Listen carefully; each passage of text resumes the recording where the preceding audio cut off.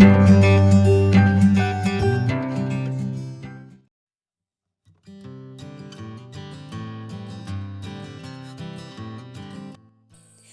Friends, welcome back. അപ്പോൾ ഇന്നത്തെ നമ്മുടെ വീഡിയോ തണ്ണിമത്തം വെച്ച് തയ്യാറാക്കിയിട്ടുള്ള നല്ലൊരു സർബത്തിൻ്റെ റെസിപ്പിയാണ്. അപ്പോൾ നോമ്പ് തുറക്കുന്ന സമയത്തോ അല്ലാത്ത സമയത്തൊക്കെ കുടിക്കാൻ പറ്റിയിട്ടുള്ള ഒരു സർബത്താണിത്. വളരെ പെട്ടെന്ന് തന്നെ തയ്യാറാക്കിയെടുക്കുകയും ചെയ്യാം. അപ്പോൾ നമുക്ക് വീഡിയോ ഒന്ന് കണ്ടു നോക്കാം.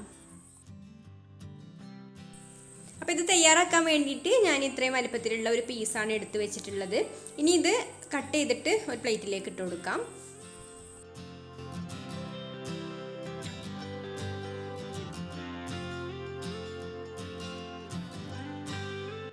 ഇനി നമുക്കിതിൻ്റെ കുരുവൊക്കെ ഒന്ന് മാറ്റണം. അപ്പോൾ കുരുവൊക്കെ മാറ്റിയതിന് ശേഷം ചെറിയ പീസാക്കിയിട്ട് നമുക്കിത് ജ്യൂസിൻ ജാറിലേക്ക് ഇട്ട് കൊടുക്കാം.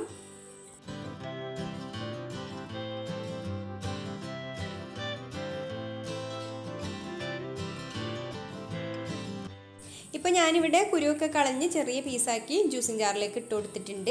ഇനി നമുക്കിതൊന്ന് ബ്ലെൻഡ് ചെയ്തെടുക്കണം. ഒന്ന് നന്നായിട്ട് ആദ്യം അടിച്ചെടുക്കുക. എന്നിട്ട് നമുക്കിതിലേക്ക് ബാക്കിയുള്ള ഇൻഗ്രീഡിയൻസ് ഒക്കെ ചേർത്ത് കൊടുക്കാം.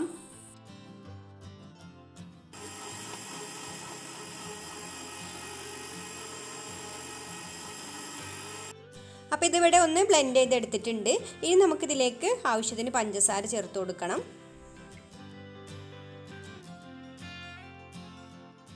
പിന്നെ ഇതിലേക്ക് 1/2 ടീസ്പൂണ് ഇഞ്ചിനീര് ചേർത്ത് കൊടുക്കുന്നുണ്ട്.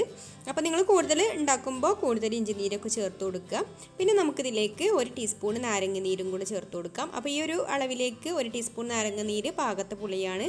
അപ്പോൾ കൂടുതലായിട്ട് ഉണ്ടാക്കുമ്പോൾ കൂടുതൽ പുളി ചേർത്ത് കൊടുക്കേണ്ടി വരും. ഇനി ഇത് എല്ലാം കൂടി നന്നായിട്ട് ഒന്നും കൂടി അടിച്ചെടുക്കണം. എന്നിട്ട് സെർവിങ് ഗ്ലാസ്സിലേക്ക് ഒഴിച്ചു കൊടുക്കാം.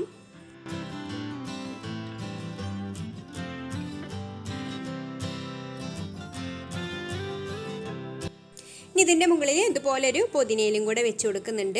അപ്പോൾ കുടിക്കുന്ന സമയത്ത് ഒരു സ്പൂൺ വെച്ചിട്ട് ഈ പുതിനയില അടിയിലേക്ക് ആക്കിയിട്ട് ഒന്ന് മിക്സ് ചെയ്തിട്ട് കുടിക്കുകയാണെങ്കിൽ അതിൻ്റെ ഫ്ലേവറും കൂടെ ഈ ഒരു ഡ്രിങ്കിന് ഉണ്ടാവും. അപ്പോൾ ഈ ഒരു സമയത്ത് കുടിക്കാൻ പറ്റിയിട്ടുള്ള നല്ലൊരു ഡ്രിങ്കാണിത്. അപ്പോൾ എല്ലാവർക്കും ഈ ഒരു റെസിപ്പി ഇഷ്ടമായിട്ടുണ്ടാവും എന്ന് വിചാരിക്കുന്നു. ഇഷ്ടമായിട്ടുണ്ടെങ്കിൽ ഒന്ന് ലൈക്ക് ചെയ്യുക, അതുപോലെ ഷെയർ ചെയ്യുക, നിങ്ങളുടെ അഭിപ്രായങ്ങളൊക്കെ കമൻറ്റ് ചെയ്യുക. പിന്നെ ഈ ഒരു ചാനൽ സബ്സ്ക്രൈബ് ചെയ്യാതെ കാണുന്നവരാണെങ്കിൽ ഒന്ന് സബ്സ്ക്രൈബും കൂടെ ചെയ്യണേ. അപ്പോൾ ഇനി മറ്റൊരു നല്ല റെസിപ്പിയുമായിട്ട് അടുത്ത വീഡിയോയിൽ കാണാം. Thanks for watching.